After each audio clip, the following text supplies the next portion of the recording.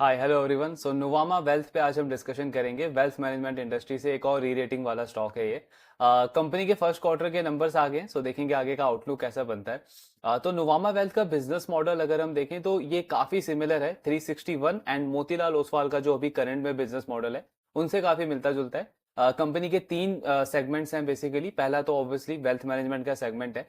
Wealth management में दो division हैं इनके। पहला है नुवामा वेल्थ। नुवामा वेल्थ के अंदर ये company mainly H N I clients को टारगेट करती है। एंड इसके साथ में दूसरा डिवीजन है कंपनी का Nuvama private. So Nuvama private में ये company ultra H N I clients को, फैमिली ऑफिस को एंड जो कॉर्पोरेट्स के जो CXOs होते हैं जैसे chief marketing officer, chief technology officers, so ये सारे इनके टारगेट क्लाइंट्स होते हैं। दूसरा सेगमेंट है नुवामा का एसेट मैनेजमेंट का। तो ये इन्होंने अभी कुछ टाइम पहले स्टार्ट किया है। एंड कंपनी का कहना है कि एसेट मैनेजमेंट हमारे लिए एक स्ट्रेटेजिक इनिशिएटिव है। तो बेसिकली कंपनी क्या करती है, जो क्लाइंट्स इनके वेल्थ मैनेजमेंट बिजनेस के अंदर हैं उनसे इंसाइट्स लेकर के ये प्रोडक्ट क्रिएट करती है एसेट मैनेजमेंट वाले बिजनेस के अंदर। फॉर एग्जांपल, वेल्थ मैनेजमेंट में जो इनके क्लाइंट्स हैं उनको अगर किसी स्पेसिफिक प्रोडक्ट की नीड है जो मार्केट में अवेलेबल नहीं है, जो जो एक कस्टमाइज प्रोडक्ट नुवामा क्रिएट कर सकता है, सो वो अपॉर्चुनिटी आइडेंटिफाई करके ये एसेट मैनेजमेंट वाले बिजनेस में यूज करते हैं। एंड तीसरा जो इनका सेगमेंट है वो कैपिटल मार्केट का है।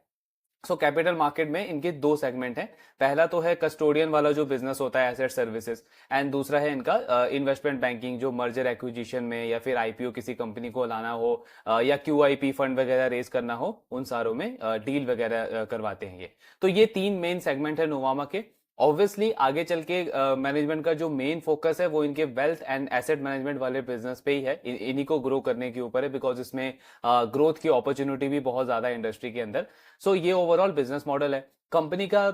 अगर आप लास्ट 2-3 साल का ट्रैक रिकॉर्ड देखोगे तो काफी अच्छा है। पिछले कुछ क्वार्टर से भी कंसिस्टेंटली ये बिजनेस ग्रो कर रहा है। एंड इनका जो वैल्यूएशन है, जो PE मल्टीपल है, वो काफी कम है इनके कॉम्पिटिटर्स के कंपैरिजन में। तो हमने देखा वहां पे एक एक री रेटिंग की अपॉर्चुनिटी बनती है और मार्केट ने अच्छा खासा रिवॉर्ड भी किया इस स्टॉक को पिछले कुछ टाइम में। बट स्टिल अभी भी अगर आप देखो तो PE मल्टीपल इस स्टॉक का अराउंड 26-27 के आसपास ही है। सो अब हमको देखना है कि फर्स्ट क्वार्टर में इन्होंने कैसे नंबर्स डिलीवर करें एंड आगे का कुछ कैसा आउटलुक बनता है इस बिजनेस का। तो अगर आप इनके ये रिजल्ट देखोगे, जो मेन इनका हाईलाइट है फर्स्ट क्वार्टर के अंदर, तो अगेन फिर से एक बहुत सॉलिड ग्रोथ कंपनी ने रिपोर्ट करी है। इनका रेवेन्यू ग्रोथ 60% पे रहा है on a YOY basis. Consolidate level है ये, मतलब तीनों बिजनेसेस का इंक्लूड करके। देन कॉस्ट अगर आप देखोगे तो वो सिर्फ 28% बढ़ा है। तो रेवेन्यू ग्रो हुआ आपका 60%, कॉस्ट आपका ग्रो हुआ 28%। तो इसका मतलब क्या कि खर्चा नहीं बढ़ा है आपका, लेकिन आपका सेल्स ज्यादा ग्रो कर गया है। तो ऐसे केसेस में बिजनेसेस को क्या मिलता है? Operating leverage. सो बहुत सॉलिड ऑपरेटिंग लिवरेज मिला है नोवामा को। एंड इनका जो पैट ग्रोथ है वो 133% का रहा है फर्स्ट क्वार्टर के अंदर। तो बहुत सॉलिड अर्निंग मोमेंटम चल रहा है कंपनी के अंदर। देन अगर आप इनका ये मैनेजमेंट, जो इनके CEO हैं मिस्टर आशीष केहर, इनका अगर आप आउटलुक भी देखोगे तो काफी कॉन्फिडेंट आउटलुक दिया है इन्होंने आगे को लेकर के। एक पॉजिटिव अपडेट क्या है कि जो हमने लास्ट कॉन में भी डिस्कस किया था कि नुवामा टारगेट कर रहा है NRI क्लाइंट्स को, जो फॉरेन मार्केट में जो क्लाइंट्स हैं उनको टारगेट कर रहा है। और बेसिकली एक ये नया सेगमेंट क्रिएट करने के ऊपर फोकस कर रहा है, जिसमें ये जो इंडियन क्लाइंट्स हैं इंडियन मार्केट में, वो जो फॉरेन मार्केट में इन्वेस्ट करना चाहते हैं उनकी नीड को कैटर करने को देख रहे हैं। प्लस जो फॉरेन मार्केट में जो फॉरेन क्लाइंट्स हैं और वो जो इंडियन मार्केट में इन्वेस्ट करना चाहते हैं उनको नीड को कैटर करने का प्लान कर रहे हैं। एंड इसके साथ में फॉरेन मार्केट्स में जो फॉरेन क्लाइंट्स हैं, सॉरी इंडियन क्लाइंट्स हैं, और वो इंडिया में इन्वेस्टमेंट का अपॉर्चुनिटी देख रहे हैं, उनकी नीड को कैटर करने का एक नया सेगमेंट क्रिएट कर रहे हैं उसके लिए। तो इनका इनका टारगेट था कि हम अपना ऑफिसेस वगैरह सेटअप करेंगे वहां पे। सो इनको दुबई में DIFC से अप्रूवल मिल गया है। दुबई में ये कंपनी अपना पहला ऑफशोर ऑफिस सेटअप करने वाली है। तो ये एक बहुत पॉजिटिव डेवलपमेंट है, बिकॉज डेफिनेटली ये एक बड़ा ग्रोथ एवेन्यूज कंपनी के लिए ऐड होने वाला है आने वाले टाइम में। तो एक पॉजिटिव अपडेट है। देन इसके साथ में अगर आप बिजनेस का नंबर देखोगे तो वेल्थ मैनेजमेंट हो या इनका एसेट मैनेजमेंट हो, सबके नंबर्स अच्छे रहे हैं। डेफिनेटली कैपिटल मार्केट लगातार पिछले कुछ क्वार्टर से आउट परफॉर्म कर रहा है बाकी दोनों सेगमेंट्स को, बिकॉज कंपनी का कहना है कि मार्केट की एक्टिविटी काफी अच्छी है, नए नए IPOs आ रहे हैं, फंड रेजिंग हो रही है, प्लस उसके साथ में हमारा मार्केट शेयर बढ़ता जा रहा है। तो इसकी वजह से हमारा कैपिटल मार्केट वाला बिजनेस भी बहुत अच्छा कर रहा है। लेकिन एक पॉइंट इंपॉर्टेंट है, कैपिटल मार्केट वाले बिजनेस का लास्ट ईयर का बेस, लास्ट 1-2 साल का बेस भी बहुत लो था। तो उस लो बेस के ऊपर हमको इतना हाई ग्रोथ दिख रहा है। बट वैसे भी कंपनी कह रही है कि इसमें डील का मोमेंटम काफी अच्छा चल रहा है अभी। इसके साथ में अगर आप ये इनका क्लाइंटेल देख सकते हो किस किस तरीके के क्लाइंट्स को ऑफर करती है ये कंपनी। ये 3 सेगमेंट है, ultra HNI, family offices, affluent and HNI, और इनका कॉर्पोरेट्स एंड इंस्टीट्यूशन जिसमें ये कैपिटल मार्केट के थ्रू उनको सर्विस देते हैं। देन ये लैंडस्केप है, बेसिकली आपको इससे समझ में आएगा कि वेल्थ मैनेजमेंट इंडस्ट्री में कहाँ पे नीड है वेल्थ मैनेजमेंट फर्म्स की। तो अगर आप क्लाइंट सेगमेंट देखोगे तो स्टार्ट होता है रिटेल से, मासेस से। अब रिटेल कस्टमर्स को सर्विस देने के लिए बहुत सारी कंपनीज हैं, मतलब ब्रोकर्स हैं, फिनटेक्स हैं, जैसे आप देखते हो जीरोधा है, या आपका एंजल वन है, 5 पैसा कैपिटल है। तो ये सारे इनके इनके मेन टारगेट क्लाइंट्स कौन से होते हैं? Retail customer. बिकॉज कोई भी एचएनआई क्लाइंट जाके अपना डीमेट अकाउंट ओपन नहीं करता है जीरोधा के ऊपर और वहां पे ट्रेडिंग करेगा। बिकॉज अल्ट्रा एचएनआई या एचएनआई क्लाइंट का जो मेन पर्पज है वो वेल्थ मैनेज करवाना है, उसको उसको अपना पूरा फाइनेंशियल वेल्थ देखना है, पूरा फाइनेंशियल एसेट चाहिए, उसको प्रोटेक्शन भी चाहिए, उसको क्रिएशन भी चाहिए। लेकिन जो रिटेल कस्टमर है उसको तो वेल्थ अभी क्रिएट करना है। तो ये जो ब्रोकर्स हैं या फिनटेक्स हैं ये मेनली रिटेल कस्टमर्स को टारगेट करते हैं। देन इसके बाद आता है आपका एचएनआई क्लाइंट या फिर एफ्लुएंट इंडिविजुअल्स। तो उनको सर्विस देने के लिए भी अगेन बैंक्स वगैरह हैं जो इंश्योरेंस वगैरह प्रोडक्ट्स या म्यूचुअल फंड के प्रोडक्ट्स उनको क्रॉस सेल वगैरह करते हैं। और फिर आपका लास्ट में आता है ultra HNI and family offices. तो नुवामा क्या बोल रहा है कि हम उन कुछ कंपनीज में से हैं जिनका थोड़ा सा यूनिक प्रोपोजिशन है, बिकॉज हम इन दोनों सेगमेंट के अंदर प्रेजेंट है। मतलब हम एचएनआई एफ्लुएंट इंडिविजुअल्स को भी सर्विस देते हैं, उसके साथ में अल्ट्रा एचएनआई और फैमिली ऑफिसेस को भी सर्विस देते हैं। तो बहुत कम ऐसी ऑर्गेनाइज वेल्थ मैनेजमेंट आउटफिट्स हैं इंडिया के अंदर, और इसीलिए बोला जाता है कि ग्रोथ आउटलुक, ग्रोथ अपॉर्चुनिटीज पूरी इंडस्ट्री का बहुत ज्यादा स्ट्रांग है। फिर अगेन ये भी एक इंपॉर्टेंट पॉइंट है कि आपको इससे समझ आएगा कि डेप्थ कितना है इस इंडस्ट्री के अंदर। 70 से 75% जो इंडिया का फाइनेंशियल वेल्थ है वो अल्ट्रा एचएनआई और एचएनआई एफ्लुएंट वाले सेगमेंट के पास है। तो डेफिनेटली उन्हीं को ज्यादा नीड है वेल्थ मैनेजमेंट प्रोफेशनल्स की। पास्ट का भी अगर आप देखोगे, हमने लास्ट क्वार्टर में भी डिस्कस किया था कि 2-3 साल से कंपनी बहुत अच्छे ग्रोथ फेस में चल रही है। 30-35% का ग्रोथ कंसिस्टेंटली कंपनी हिट कर रही है। ये इनका क्लाइंट सेगमेंट है।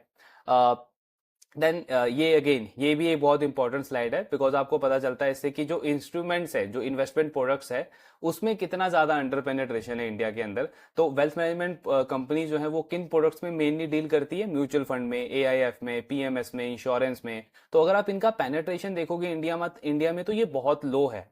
ऑल्दो पिछले 10 साल में इनमें ग्रोथ बहुत अच्छी रही है, जैसे म्यूचुअल फंड 21% से ग्रो हुआ है, एआईएफ आपका 68% से ग्रो हुआ है। लेकिन स्टिल अगर आप इसका पेनेट्रेशन देखोगे और ग्लोबल एवरेज से बाकी कंट्रीज के कंपैरिजन में, तो अंडर पेनेट्रेशन बहुत ज्यादा है। जैसे म्यूचुअल फंड का एयूएम टू जीडीपी इंडिया में सिर्फ 16% है, और ग्लोबली अगर आप देखोगे तो ये 116% है। एंड इसमें भी ये हम टोटल म्यूचुअल फंड का देख रहे हैं, मतलब इसमें डेट म्यूचुअल फंड भी इंक्लूडेड है।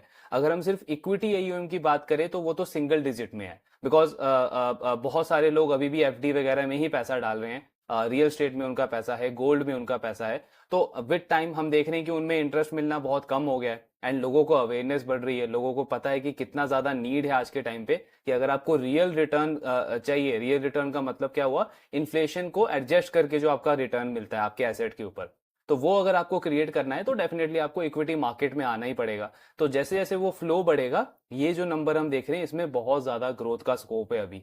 एंड उसके बाद एआईएफ, इंश्योरेंस, इन सब का ग्रोथ स्कोप तो है ही ऑब्वियसली। देन इसके बाद कंपनी के ये इंडिविजुअल सेगमेंट्स हैं, जैसे इनका ये पहला वेल्थ मैनेजमेंट का सेगमेंट है। कंसोलिडेटेड लेवल पे भी देखोगे आप तो काफी अच्छी ग्रोथ है, ऑलमोस्ट 60% का रेवेन्यू का ग्रोथ है इनका, एंड पैट ग्रोथ ऑलमोस्ट 133% के आसपास है। देन ये वेल्थ मैनेजमेंट वाला बिजनेस है कंपनी का। इसमें भी क्लाइंट एसेट अगर हम देखें तो पिछले 3 साल में 33% की ग्रोथ आई है, रेवेन्यू 35% पे ग्रो हुआ है। लेकिन इंपॉर्टेंट नंबर क्या है यहाँ पे? कॉस्ट टू इनकम का। ये बहुत इंपॉर्टेंट नंबर है, बिकॉज नुवामा ने पिछले आई थिंक थर्ड क्वार्टर के कॉन कॉल में इस चीज को बोला था कि कॉस्ट टू इनकम एक बहुत बड़ा रोल रहने वाला है हमारे बिजनेस के अंदर, हमारे अर्निंग्स के अंदर आगे चल के।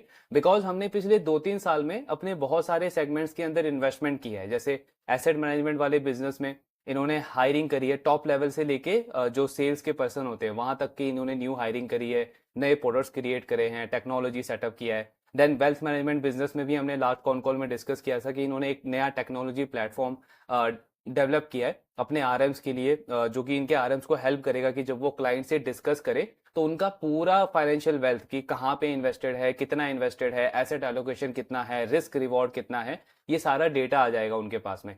तो इन सब पे कॉस्ट लगाए, इन सब पे खर्चा लगाए। एंड कंपनी ने वही बोला था मैनेजमेंट ने कि आने वाले टाइम में जैसे स्केल होगा हमारा बिजनेस तो हमको ऑपरेटिंग लिवरेज मिलेगा, बिकॉज कॉस्ट कम होगा और वहां से ऑपरेटिंग लिवरेज ड्राइव होगा। तो उसका मतलब क्या हुआ कि कंपनी की आने वाले टाइम में जो पैट ग्रोथ है, जो प्रॉफिट ग्रोथ है, वो ज्यादा रहने की एक्सपेक्टेशन है कंपेयर टू सेल्स ग्रोथ। और वो आप पिछले 3-4 क्वार्टर से देख भी रहे हो कि कंसिस्टेंटली इनका पैट का ग्रोथ जो है वो काफी ज्यादा हायर नंबर पे है सेल्स ग्रोथ के कंपैरिजन में। सो कॉस्ट टू इनकम इनका लगातार कम हो रहा है एंड इसीलिए प्रॉफिट का नंबर बहुत बहुत तेजी से बढ़ रहा है कंपनी के लिए। ये वेल्थ मैनेजमेंट में प्रोडक्ट्स हैं जो कंपनी डील करती है, तो इनका सबसे मेन प्रोडक्ट कौन सा है? एमपीआईएस, मैनेज प्रोडक्ट है। कंपनी का भी ज्यादा फोकस इसी प्रोडक्ट के ऊपर रहता है इसमें, बिकॉज इनका फीस वगैरह ज्यादा है, तो 40% रेवेन्यू इनका वेल्थ मैनेजमेंट में इसी प्रोडक्ट से आता है। देन चैनल की अगर हम बात करें कि किस चैनल से ज्यादा रेवेन्यू आता है, तो अगेन जो रिलेशनशिप मैनेजर है, मतलब जो कंपनी के खुद के आरएम हैं, वो इनके लिए ज्यादा रेवेन्यू कंट्रीब्यूट करते हैं। और एक्सटर्नल वेल्थ मैनेजर जैसे आपने मोतीलाल में देखा था, वैसे इनके पास भी एक्सटर्नल वेल्थ मैनेजर वाला है, जिसमें ये जो इनके वेल्थ मैनेजर्स होते हैं वो नुवामा का पूरा रिसर्च से लेकर के पूरा टेक्नोलॉजी प्लेटफॉर्म सब कुछ यूज करते हैं, लेकिन उसका रेवेन्यू शेयरिंग होता है नुवामा के साथ में। तो ये ऑलमोस्ट 28% कॉन्ट्रीब्यूट करता है। देन ये वेल्थ मैनेजमेंट का स्कोप है आगे का कि कितना बहुत ज़्यादा स्ट्रॉन्ग स्कोप है। जैसे आप देख रहे हो कि जो इनके टारगेट क्लाइंट्स हैं इस वाले सेगमेंट में, कौन से टारगेट क्लाइंट है? HNI and affluent. इनको इस चीज़ का नीड पता है कि क्यों हमें हमारा जो हार्ड अर्न मनी है वो बैंक सेविंग से शिफ्ट करना है हमको कैपिटल मार्केट के अंदर। तो ये जब एक अवेयरनेस आती है क्लाइंट के लिए, तो आपके लिए एक स्ट्रक्चरल ग्रोथ अपॉर्चुनिटी बन जाती है ऐसे बिजनेस में। सो वही है कि लोगों को जब कैपिटल मार्केट में इन्वेस्ट करना है रिटर्न जनरेट करने के लिए, तो वहां पे आपको प्रोफेशनल एडवाइस की जरूरत पड़ेगी, बिकॉज आपको सिर्फ रिटर्न जनरेट ही नहीं करना है, आपको अपना प्रोटेक्शन भी देखना है, टैक्स का पर्पस भी देखना है, सक्सेशन प्लानिंग भी देखना है, बहुत सारी चीजें होती है। सो वहां पे ऐसी कंपनीज का एक अच्छा खासा स्कोप बन जाता है। दूसरा फैक्टर क्या है कि पहले के टाइम पे हम देखते थे कि इंडिया में जो वेल्थ है वो मेनली लिमिटेड थी मेट्रो टीयर 1 सिटीज तक।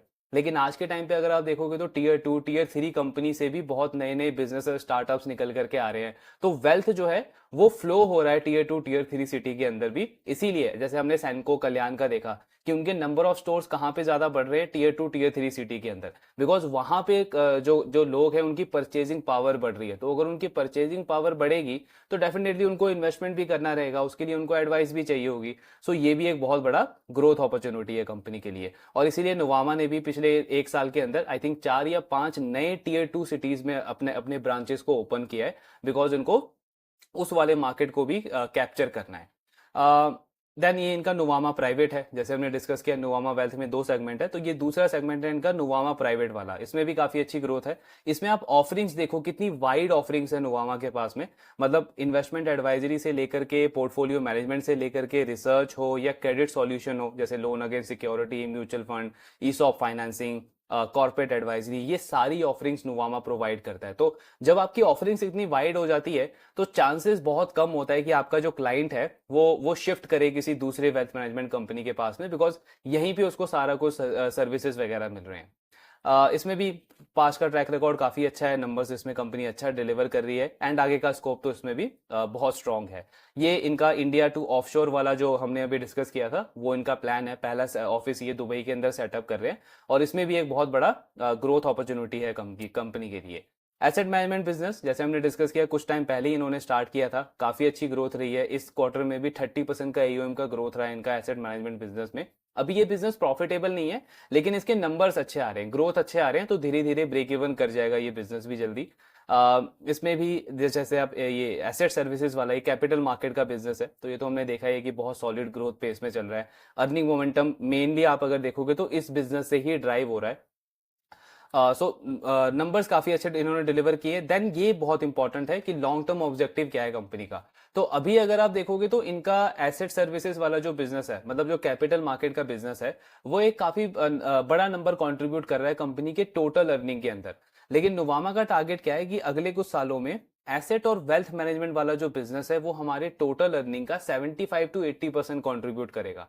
क्यों? बिकॉज वेल्थ मैनेजमेंट वाले बिजनेस पे तो कंपनी लगातार एक्सपैंड कर ही रही है, आरएम्स की बहुत अग्रेसिव हायरिंग कर रही है, नए नए ब्रांचेस ओपन कर रही है, प्लस एसेट मैनेजमेंट में भी ये नए स्कीम्स लॉन्च कर रही है और उसका एयूएम का ग्रोथ काफी तगड़ा आ रहा है। तो वहां से क्या होगा कि जैसे वो बिजनेस ब्रेक इवन क्रॉस करेगा, इसकी अर्निंग बढ़नी शुरू हो जाएगी। एंड मेनली अगर आप देखो तो एक वेल्थ मैनेजमेंट कंपनी के लिए ये दोनों सेगमेंट बहुत इंपॉर्टेंट होते हैं, बिकॉज इसमें सस्टेनेबिलिटी ज्यादा है, अर्निंग की प्रिडिक्टेबिलिटी ज्यादा है। ब्रोकिंग बिजनेस का तो हमको सबको पता है कि सिक्लिकलिटी का फैक्टर थोड़ा सा उस पर रहता है, तो इसलिए कंपनी का ये फोकस है कि आने वाले टाइम में 75 से 80% जो हमारी अर्निंग है वो हमारा वेल्थ एंड एसेट मैनेजमेंट वाले बिजनेस से रहना चाहिए। और इसमें ऑपरेटिंग लिवरेज मिलेगा, जो अभी हमने डिस्कस किया कि कॉस्ट कम होती जाएगी स्केल के साथ में और आपका ऑपरेटिंग लिवरेज ड्राइव होगा।